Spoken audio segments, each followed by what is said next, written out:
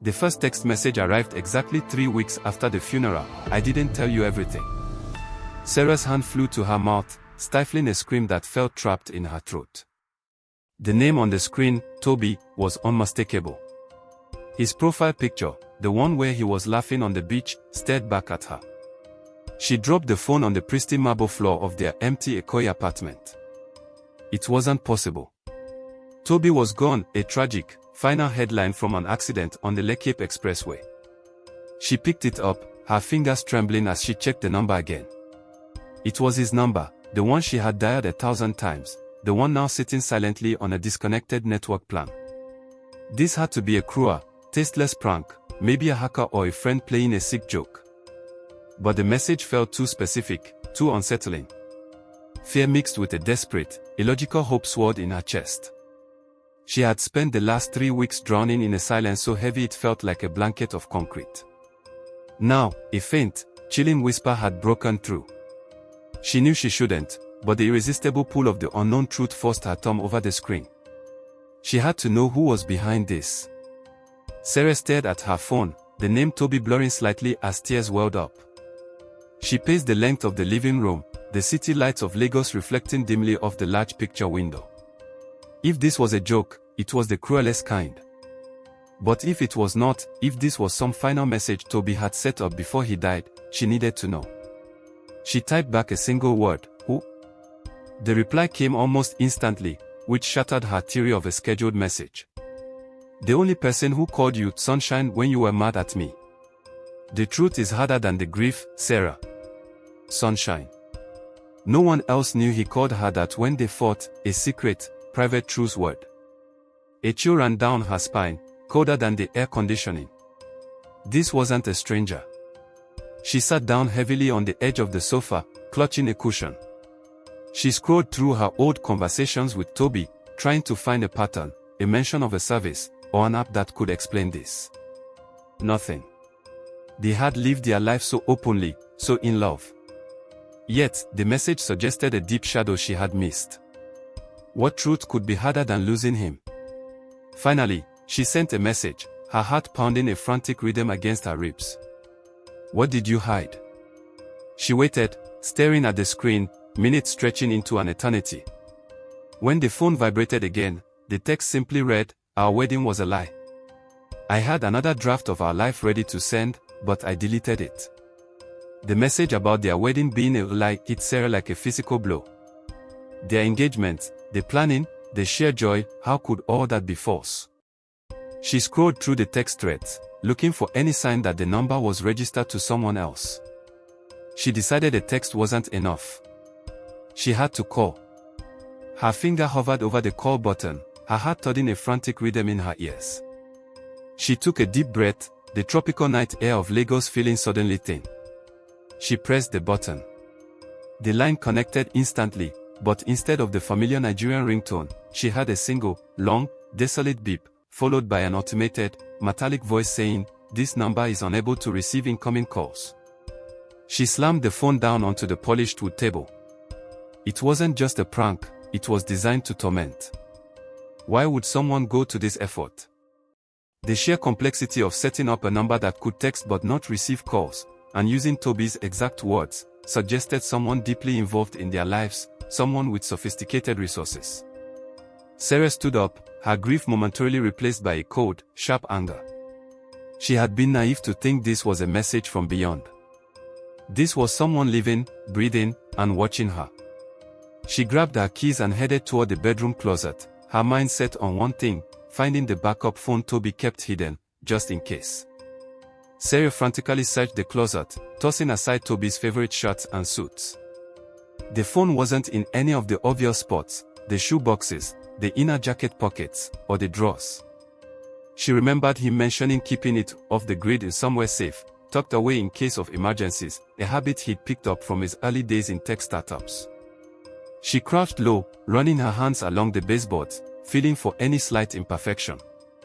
Her fingers brushed against something, a tiny, almost invisible seam in the polished hardwood floor near the back corner. She pressed hard and heard a faint click. A small, square section of the floorboard lifted slightly, just enough to get a grip. Inside the shallow recess, nestled on a soft piece of velvet cloth, lay a plain black burner phone. It was heavier than her current smartphone and completely powered off. Next to it was a small, folded piece of paper, a note written in Toby's distinctive, sprawling handwriting. Her breath hitched in her throat. With trembling fingers, she unfolded the note. It was a single sentence, dated just 2 days before the crash. She knows about the money, and she's coming for it. Keep this proof safe, Sarah. She. The unknown text messages, the lie about the wedding, and now this cryptic message about money and an unnamed she. Sarah felt the comfortable reality of her life with Toby crumbling away completely. Sarah sat at the kitchen counter, the burner phone heavy in her palm. The note about the money and she lay crumpled beside the sleek, non-working wedding ring that had been returned after Toby's accident. She found the power button and held it down until a small, faint white light pulsed. It powered up instantly, needing no passcode. The phone was empty except for a few basic utility apps and one folder, simply labeled S Files. The folder, however, was protected by a 10-digit passcode. Sarah felt a wave of crushing disappointment. Toby would never have made it this complicated for her. She ran through the obvious options: their anniversary, his birthday, her birthday, the date of their first kiss. All wrong. She picked up the note again, studying his handwriting, looking for a clue. Keep this proof safe, Sarah. Proof of what? Her mind flashed back to their countless private jokes and little quotes. Toby loved old-school movies. She remembered the scene from his favorite spy film where the code was the main character's childhood address combined with their mother's age. Sarah typed in the digits of his childhood address insurally followed by the age his mother was when he passed away. The phone vibrated, and the folder unlocked. Inside were hundreds of documents and voice notes, meticulously organized, dating back over 2 years. The most recent file was titled, The Transfer. Sarah clicked on the transfer.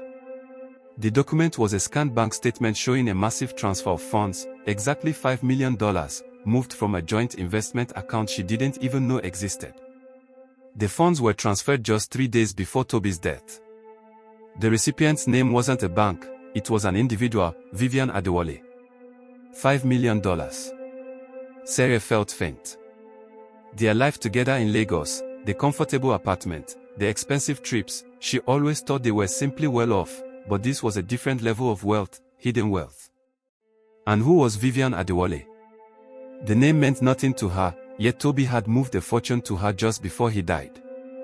This must be the she mentioned in the note. A memory flashed into her mind, Toby taking mysterious late-night calls in the other room, quickly hanging up whenever she walked in. She had brushed it off, thinking it was just business stress. Now, she realized those calls were probably about this. He hadn't just been planning their future, he had been planning a massive escape or a betrayal. Just as the truth started to sink in, her current phone, the one with Toby's number texting her, vibrated again. She picked it up, expecting another cryptic clue. This time, the message was simple, direct, and terrifying: the money belongs to her. You need to return it before she returns for you. The latest text message, warning her about Vivian Adewale coming for the money, felt like a direct order. Sarah was no longer mourning a loving fiance, she was investigating a life she hadn't known she was living. She immediately went back to the burner phone and the unlocked S Files folder, focusing on the documents related to the mysterious transfer. Scrolling deeper into the files, she found an entire subfolder titled VA Contact. Inside were not just bank details, but a detailed digital log of their communications. Toby and Vivian had exchanged hundreds of emails, not through personal accounts, but through an obscure, encrypted server. The tone of the emails was professional, but increasingly fraught with tension and threats. One email, dated a week before the transfer, stood out. It was from Vivian to Toby, stating, "The deadline is next week. If the full amount isn't transferred, I will tell Sarah everything about our partnership and the reason for the engagement." This confirmed Sarah's worst fear: the engagement itself was tied to this hidden financial deal. Sarah felt a surge of nausea. She realized Toby hadn't died just trying to escape the accident, he had been trying to escape Vivian. The texts were not from beyond the grave, they were from someone connected to Vivian, or perhaps from Vivian herself, trying to recover the money now that Toby was gone. She clicked on the most urgent-sounding file, a detailed itinerary simply titled, Evasion Plan. Sarah opened the Evasion Plan file. It wasn't a schedule for a trip, it was a complex strategy for disappearing. The document detailed new identities, fake passports, and a route out of Nigeria, with specific instructions to meet a fixer in Cotonou. The planned date for this escape was the day after their scheduled wedding ceremony. As she scrolled through the details, she found a voice note tucked away near the bottom. She clicked play, and Toby's familiar, warm voice filled the quiet apartment, but it was strained and anxious. "Vivian, I need more time. This is not about the money, you know that. I can't leave her like this. She thinks we're getting married. I truly love Sarah, but you hold all the leverage now. Just one more month." The sound of his voice speaking her name with genuine love, even amidst his confession, twisted a knife in Sarah's heart. She finally understood. Toby and Vivian were not business partners, they were old lovers who had executed a major financial fraud together, and their engagement had been a calculated cover story for Toby to remain in Lagos and prepare his escape. Tears streamed down her face, not of grief for the crash, but of agonizing regret for the trust she had given him. He had chosen her, but only to buy himself time. The text messages from his number were a desperate attempt by Vivian, or one of her associates, to scare Sarah into revealing the location of the $5 million before they came looking for the money, and for Sarah. The shock of realizing her engagement was a sham fueled Sarah's resolve. She wiped her tears and locked the burner phone in a safe deposit box she rented that morning at a bank in Victoria Island. She couldn't risk leaving that evidence in the apartment. Her next move had to be strategic. She needed to understand the legal and financial implications of Toby's crimes. She made an appointment with Mr. Davies, the family lawyer who had handled Toby's modest will and estate settlement. She didn't reveal the text or the burner phone, but she focused on one key document found in the S-Files, a cryptic accounting ledger detailing cash flow between several shell companies registered overseas. Mr. Davies reviewed the ledger with a grave expression. He confirmed that the names on the accounts were associated with a recent, high-profile case of corporate fraud that had been quietly investigated by the Economic and Financial Crimes Commission, EFCC. Toby, it appeared, was not just a victim of a car crash, he was a potential target who was running from powerful, dangerous people. Sarah asked the lawyer-appointed question: if a large sum of money was illegally transferred to an individual right before a death, who does the law consider the rightful owner? Mr. Davies hesitated, looking deeply concerned. "That money is considered ill-gotten gains," he replied slowly. "And the original owners, whoever they defrauded, will come back for it. They won't stop at the transfer recipient." That evening, Sarah decided to get out of the suffocating apartment. She drove to a popular, busy restaurant in Lekki Phase 1, seeking the anonymity of a crowd. She ordered a small meal, but couldn't eat. Her eyes darted constantly to the entrance, feeling the weight of the lawyer's words, "They won't stop at the transfer recipient." As she was paying her bill, she glanced across the street toward the dim lights of a parked black SUV. The vehicle was completely ordinary, but as she looked closer, she noticed the driver, a man in a dark suit, was holding a phone up towards the restaurant entrance. He wasn't talking, he seemed to be taking a series of quick, discreet photographs. Sarah quickly ducked behind a large flower planter near the exit, her heart hammering against her ribs. She was being watched. The text messages, the hidden money, the evasion plan, it wasn't just Vivian. The people Toby had defrauded were now aware of her, the fiance who held the key to his secrets. She rushed back to her car, starting the engine with shaking hands. As she pulled out into the busy Lagos traffic, she saw the black SUV pull out, too, maintaining a careful distance behind her. This was no longer a personal investigation, it was a race for survival. The next text arrived immediately: "You have a day to send it back. We see you trying to run, Sarah." The message was a punch to the gut: "We see you trying to run." Sarah knew she couldn't go back to the Ikoyi apartment, it was compromised. She drove erratically through the dark, busy streets, taking multiple detours before finally pulling into the relative safety of a friend's vacant guest house in Yoba. She knew she had to figure out what Toby had done with the money before he died, because the transfer to Vivian had been recent. She pulled out the burner phone again. Going back into the files, she focused on documents related to physical assets. Toby had a habit of keeping small, valuable items hidden, jewelry, specific documents, or sometimes even cash. She found a scanned receipt from a high-end security company. It detailed the rental of a private safe deposit box downtown. The name on the receipt wasn't Toby's or Sarah's, it was the name of his late grandmother, who had passed away years ago. This was Toby's ultimate backup plan, a place no one would ever connect to him. The key to the box was the problem. She remembered Toby always wore a heavy, leather-braided bracelet. When he was buried, she had placed the bracelet in the coffin with him, a final, loving gesture. A cold realization washed over her, the key must be hidden in the bracelet. She had effectively buried the only key to the full truth. The reality of what she had to do was chilling. The thought of going to the cemetery in the dead of night, to disturb Toby's resting place for a key, made her stomach churn. But she knew she had no choice.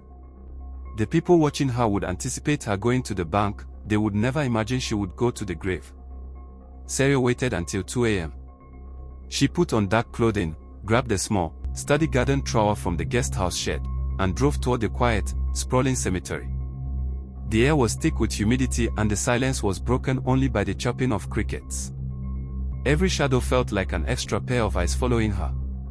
When she reached the freshly laid marble slab, her emotions warred fiercely. Grief and betrayal clashed with a desperate urgency. She whispered an apology to Toby, a mixture of rage for his lies and sorrow for his end. She knew the watch on the grave was mostly symbolic. She focused her search on the soft, recently tilled earth around the plaque. Walking quickly and quietly, she carefully began to excavate the soil near where she remembered placing the bouquet of flowers. After 10 agonizing minutes, her trowel scraped against something hard. It wasn't the coffin, but a small, waterlogged wooden box. Carefully, she opened it. Inside lay the leather-braided bracelet, and secured within its clasp, a small, silver key. Dawn was just breaking over Lagos when Sarah arrived at the security company's downtown vault facility. She presented the paperwork she had copied from the burner phone and the small silver key. The attendant, a stern-faced man, barely glanced at her before leading her into a private viewing room. She inserted the key and twisted the handle. Inside the safe deposit box, there wasn't a large amount of cash or jewelry. Instead, there was a single, thick, brown envelope. Her hands were shaking violently as she pulled it out and opened it. The contents were not financial documents, but legal papers. The first document was a signed, sealed confession from Toby, detailing his involvement in the corporate fraud scheme with Vivian. The second document was a signed petition for divorce, dated 3 months earlier, before the engagement was even announced.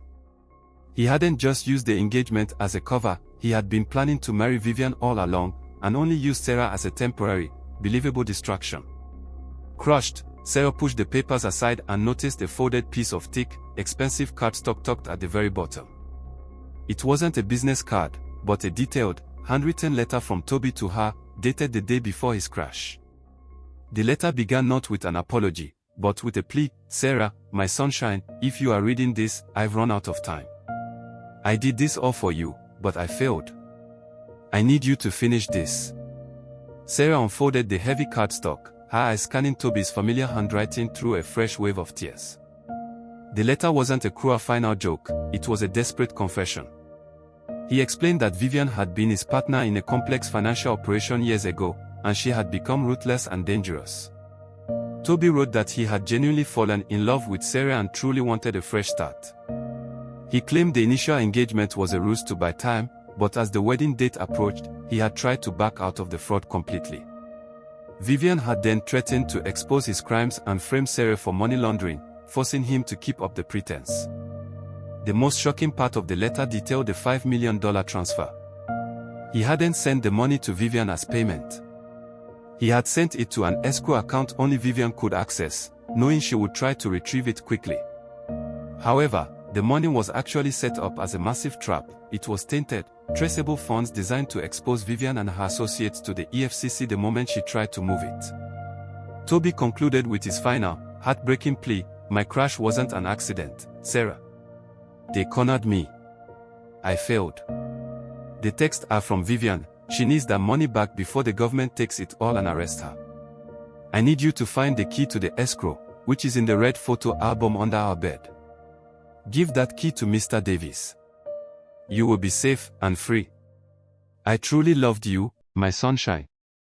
Sarah left the security vault in a daze, the weight of the letter, the confession, and the impending danger pressing down on her. Toby hadn't betrayed her, he had been trying to protect her, fighting a dangerous opponent until his last moment. The grief returned, sharper now, mixed with deep love and a fierce resolve. She drove straight to the abandoned guest house in Yoba, parking the car inside the high gates. She knew she had to retrieve the red photo album from the Ekoi apartment, even though she knew she was being watched. The stakes were too high to hesitate. The key to the escrow account was the only thing that could stop Vivian and prove Toby's innocence. She formulated a quick, desperate plan. She called her friend, the owner of the guest house, and explained she needed a distraction. Her friend, sensing the urgency in Sarah's voice, agreed to drive Sarah's car, making several deliberate stops and turns that would look like Sarah trying to shake a tail, thus drawing the black SUV away from Ekoi. As her friend drove off in the decoy car, Sarah hopped into a yellow taxi, heading straight for her apartment complex. She was relying on the surveillance team being fooled by the car and the distraction. She had only a few minutes to get in, get the album, and get out before they realized the switch. The taxi dropped Sarah 2 streets away from her Ekoi apartment complex. She approached the building on foot, keeping close to the shadows of the high perimeter wall. The complex usually had security guards at the main entrance, but Toby had shown her a small, poorly secured side gate near the maintenance area, a route only they knew. She slipped through the gate, her heart hammering against her ribs. She moved quickly, using the shrubbery for cover until she reached their back door. She fumbled with the key, the silence of the night amplifying the sound of the lock turning.